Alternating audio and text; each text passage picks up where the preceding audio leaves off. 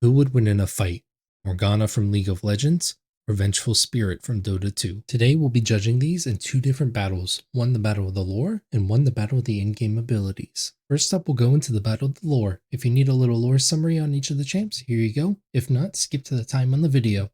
And don't forget to subscribe. Cataclysmic rune wars that have ripped through most of Valorant and Shurima and seem poised to engulf even the peaks of Targon. Morgana's parents, Mahira and Killam, knew the legends of the Great Mountain. Granting divine power, they saw no other choice than to attempt the long and perilous journey if their tribe was to be saved. Even when they learned Mahira was with child, they could not turn back. Finally, where Runeterra touches the stars, Killam watched in wonder and fear as Mahira was chosen to embody the aspect of justice. The couple returned not only with salvation they sought, but twin daughters, Morgana and Kayle. However, the celestial power that claimed Mahira began to overshadow her mortal personality and affections. He would often push the girls into the father's arms, abandoning them to answer battle's call. For many months, uncertainty gnawed at Killam. The war still raged on countless fronts, and his beloved wife was slipping away. Fearing for his daughter's safety, he waited for Mahira to leave once more, then fled Targon with them both. Though their destination did not yet have a name, it would become known as a haven for magic and persecution, Kingdom of Demacia. There the twins grew different as day and night. While Kayle studied the settlement's growing set of laws, dark-haired Morgana became troubled by their distrust of new arrivals. Knowing what it was to be a refugee, she wandered the wilds, talking to wayward mages and others cast out for the dangers they might bring. At home, she felt her father's heartbreak at leaving Mahira behind, and grew bitter at her mother for causing such pain. Morgana's fears that she and Kayle might carry some remnants of the Aspect's power were eventually confirmed when a great blade wreathed in shadow and starfire fell from the heavens. As it pierced the ground, splitting it in two, feathered wings burst from the girl's shoulders. Their father wept at the sight of them, each taking up half of the weapon, and turned away even as Morgana reached out to comfort him. While Kayle embraced their new calling, rallying an order of judicators to enforce the laws, Morgana resented her gifts, until the night their settlement was raided. Killam found himself surrounded as the fighting spread. In that moment, Morgana rushed to shield him, burning his attackers to ash. Together the sisters saved countless lives and were hailed as the winged protectors of Demacia. But Kayle grew more extreme in her ideologies, and Morgana increasingly found herself pleading the case of those who wanted to atone for their crimes. An accord was struck between the sisters and their mortal devotees, though it was uneasy and did not last. Kayle's most ardent disciple, Ronas, came to arrest Morgana herself. Attempting to protest her penitent followers, she shackled him with dark flame until he fell to the floor, dead.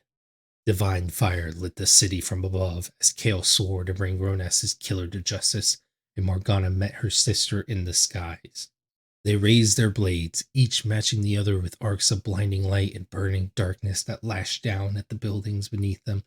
It seemed certain that one of them would win, but Morgana faltered when she heard their father's anguished voice. Killam lay in the rubble, mortally wounded.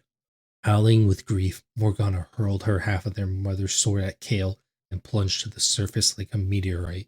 She cradled her father, cursing their inheritance for the destruction around them.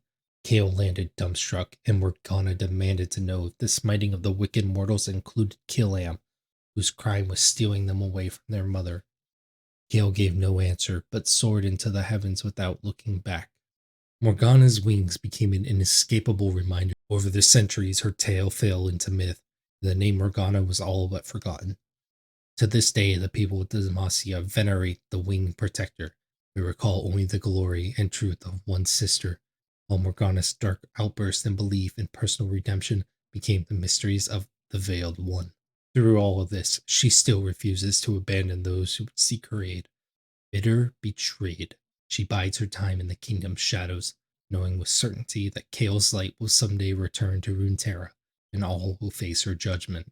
As magic begins to rise again, Morgana sees that dawn is nearly upon them. Even the most contented Skywrath is an ill-tempered creature, naturally inclined to seek revenge for the slightest insult. But Vengeful Spirit is the essence of vengeance. Once a proud and savage Skywrath scion, Shendozar was the first in succession for the ghastly Eyrie until his sister's treachery robbed her of her birthright. Snared in the assassin's net, Shendelzara tore free, only at the cost of her wings, limping away in the ultimate humiliation, on foot. With her wings broken, she knew the Skywrath would never accept her as a ruler, and in the highest roost of the Eyrie, inaccessible except by winged flight, her sister was untouchable. So here we have it, two beings betrayed by their sisters, one wanting to shed their wings, the other stopping at nothing to get them back. Vengeful Spirit would begin her journey among the mortal realm, ashamed of having to walk amongst such filth. Her bitterness and resentment would attract the likes of Morgana, who would willingly become a shepherd for Venge, intending to guide her to a path that could lead to the redemption of Venge's sister, who tore off Venge's wings. Venge would not be too happy about helping her sister seek redemption, as vengeance was all that she sought after. Morgana would watch her pupil's goal and be reminded of her own sister's quote-unquote justice.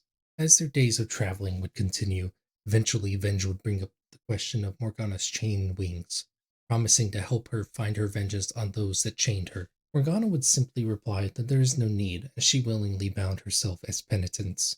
Not understanding and also a little angry as to why someone of their natures would purposely humiliate themselves to such an extent, Venge would begin plotting. One night when Morgana fell asleep, Venge would pull out her weapon. Steeping over to Morgana, she would attempt to cut off Morgana's wings to attach her own body. Morgana would wake up in a startle, leaping away as she looks back to Venge. As understanding flooded into her, so did the disappointment. I guess my sister was right, Morgana said. Some people may be beyond redemption. Finding Venge in place, Morgana would take a gloating walk around Venge. Some of us were born to fly, and others to fall, she would taunt. But Venge just gave a sly smile. Using Nether Swap, she would swap positions with Morg, putting her in her own bindings. Screeching a loud noise, Vengeful Spirit would unleash a wave of terror onto the chains, making them loose enough for her to be able to cut them, and sew Morgana's wings. She would take them and attach them to her own body, attempting to fly back to the ghastly Eyrie, leaving Morgana in chains on the ground once more. So that's a victory for Vengeful Spirit in the Battle of the Lore. Now we move on to the Battle of the Abilities. If you need a reminder on the abilities, here they are. If not, go to the timestamp on the video to go to the ability battle, and don't forget to like the video. Morgana's passive heals her for a percentage of all the damage she does. Morgana's Q is a projectile that if it hits you, it roots you in place. Morgana's W is a static AoE that does minor magic damage. Morgana's E is a black shield that blocks magic damage and stuns until the shield is broken. Morgana's ultimate targets all enemy champs within an AoE, and if they stay within the AoE for 2 seconds, they get stunned and take magic damage. Venge's Q is a medium-range target ability that stuns and does moderate damage. Venge's W is a projectile that reduces the armor of every unit it hits. Venge's E is a passive that gives all allies and herself bonus damage. Venge's ultimate allows her to swap places with an enemy or ally and gains a shield. Morgana has the range advantage in this matchup as her Q is about double the range of the Venge Q. Once Morgana lands her Q, she's able to walk up to the Venge, and the Venge anticipating this would then try and throw a stun out, but then Morgana could shield herself from the stun and continue moving forward, ready for an ultimate. But while Morgana's ulting her, Venge has no additional mobility besides Nether Swap, and if it's just her versus Morgana, she can't really swap outside of Morgana's ultimate. However, there's an ally outside, she could swap out and instantly break the ultimate. Once Morgana has used all of her abilities and gotten in close range, her long cooldowns would eventually turn on her, as Venge has much better right clicks with her W reducing armor and her E giving her passive damage. So once she survived that initial burst, it then begins to turn into a right click battle. As both of them start getting lower and lower in HP, around the 300 HP pool, Morgana would then have her Q cooldown back up, and she's been passively healing because of her passive. So I think once she gets that another large burst from her Q, and then just a couple more autos and a couple ticks of W, eventually Venge would fall. But with the Aghanim Scepter, Vengeful Spirit would turn into an illusion on death, being able to cast her vengeance on Morgana, getting in those extra couple right clicks to kill Morgana and turning the fight in her favor. With no one left to kill Venge's illusion, she would respawn, laying her as the victor.